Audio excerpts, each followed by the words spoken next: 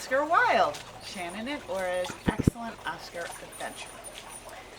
This week we are in 1933. 31, I think. No, 33. 39, 30, 31. Oh, that's 32. right. 32. 32.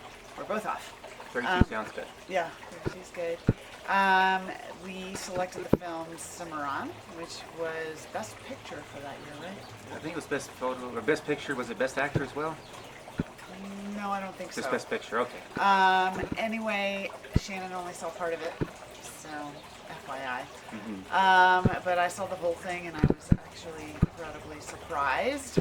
I would say that you have to go into this film with an open mind. What is it about? It's about, really, it starts with the Oklahoma land grab and the establishment of the city of Osage and the building of the city through time. And it's a husband and a wife and kids, and the husband is an attorney and a newspaper man. And the woman is definitely kind of a spoiled city girl. So she comes into this pioneering city or village and makes it into a city. And her big focus is women's rights, but not anybody else's rights, where his focus is everybody's rights. And what you see in the beginning is, wow, hard to stomach as a person that believes in equal rights for everybody in this day and age. So you see the standard Jewish person, you see the standard white stuttering guy, you see the standard Native American Indian, you see the standard They made fun of everybody. African American ex-slave boy. You see, and then you see the standard American, subservient female. So how it ends really blows my mind. And all I can say is, and I know you need to add some stuff, but is that I think this was the beginning of filmdom, the world of movies starting to put some voice into their storylines and speak for equal rights, because it shocked me in the end, and it's worth watching just to see how it morphs. And plus, the star of the film, goes from being a pioneer to something completely different, not in what he believes, but kind of how he's known, and that shocks me too. So the wife shocks me, everything shocks me. It was shocking for you. I was very, very shocked. She was shocked. I wasn't unhappy when I left that I wasn't going to get to finish it, because the first 30 or 40 minutes I did not like. It wasn't that it was horrible, it just it was very cliche, very much looked like something that would be in 1932. The depiction of the little black boy, the first part. Yeah. I mean, he's above. And the Jew.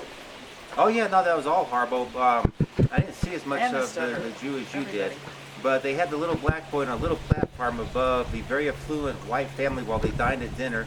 And it's stereotypical with the hair all done up, very buckwheat style, and he's waving a feather and a fan, and he can't do enough to please the white masters. And it was just, you think, wow, so is this what people thought?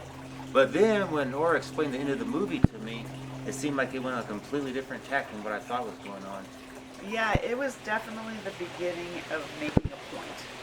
And I think that after the next movie that we see, we'll stop for a while and kind of ponder, because I think what we're going to be moving into is a much more restrictive era of film, right? Here it goes into the Post Code when the Hayes Act came out, and I think it was either 34 or 35. It became very restrictive, where you couldn't have prostitutes, you couldn't have innuendo, you couldn't have most things.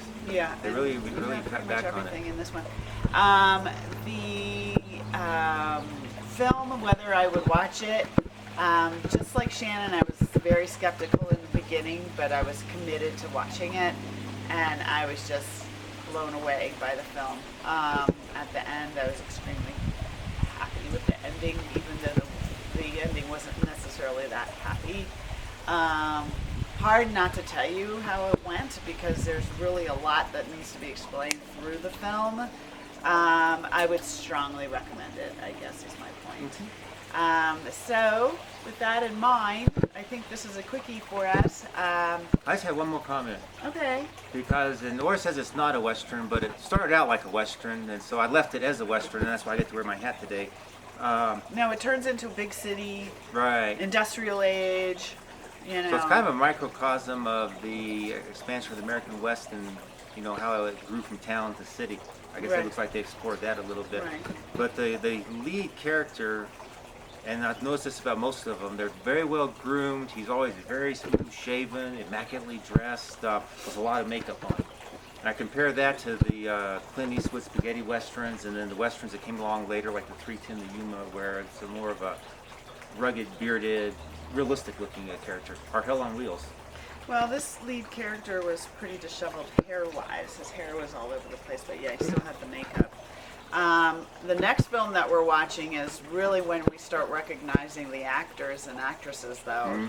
Joan Crawford and Greta Garbo, and John Barrymore, yes. Lionel Barrymore. Yeah, so this is going to be very interesting, and it's very lush and stardom and grand. It's called the Grand Hotel, which is a, you know, in the old days, hotels were places to stay for more than just a couple nights, clearly. So we're excited to share that one with you next week, and then after that we're going to have a little stint of synopses, and before we hit our next series. I think we'll do that every 5 or Every so. 5. Okay. Okay. Until then. Adios.